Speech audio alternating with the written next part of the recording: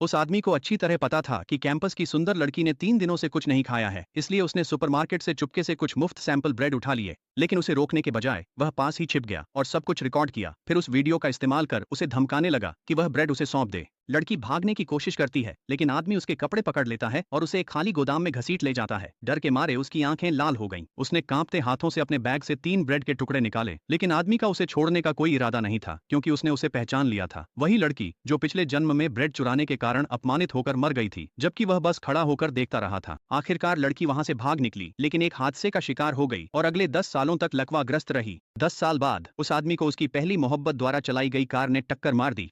उस नाजुक पल में व्हील चेयर पर बैठी लड़की दौड़कर आई और उसे बचा लिया। तभी उसे एहसास हुआ कि असल में वही लड़की थी जो हमेशा उससे सच्चा प्यार करती थी। शायद ऊपर वाले को उन दोनों पर दया आ गई थी, क्योंकि जब वह आदमी दोबारा जागा, उसने खुद को फिर से कॉलेज के दिनों में पाया, जब वह अपनी पहली मोहब्बत को खुश करने की कोशिश करता था। लेकिन आखिर में उसे पता चला कि वह उससे प्यार नहीं करती थी और उसने उसके परिवार की संपत्ति भी ले ली थी, जबकि वह लड़की जो चुपचाप उससे प्यार करती थी हमेशा उसके साथ खामोशी से खड़ी रही। अब जब उसे दोबारा मौका मिला, उसने कसम खाई कि वह अपनी पहली मोहब्बत को उसकी हरकतों की सजा देगा। तभी उसकी पहली मोहब्बत ने देखा कि कोई और उसकी केक ले गया। वह तुरंत गुस्से में आ गई और उस लड़की पर चिल्लाने लगी, लेकिन अब उस आदमी को उसकी असली सच्चाई पता चल चुकी थी। उसने उसे केक देने के बजाय उसी के सामने वह केक उस लड़की को खिला दिया। उसकी घमंडी पहली मोहब्बत को लगा कि वह उसका ध्यान आकर्षित करने के लिए ऐसा कर रहा है, और उसने उस लड़की का मजाक उड़ाया कि वह सस्ती है और उसका लड़का चुरा रही है। यह नजारा देखने कई सहपाठी इकट्ठा हुए। उसकी बातों से लड़की मुड़ गई। ये देखकर वह आदमी गुस्से से भर गया और उसने अपनी पहली मोहब्बत को थप्पड़ मार दिया। फिर उस लड़की के पीछे भागा, लेकिन देखा कि वह फिर से मुफ्त के स्नैक्स उठा रही थी।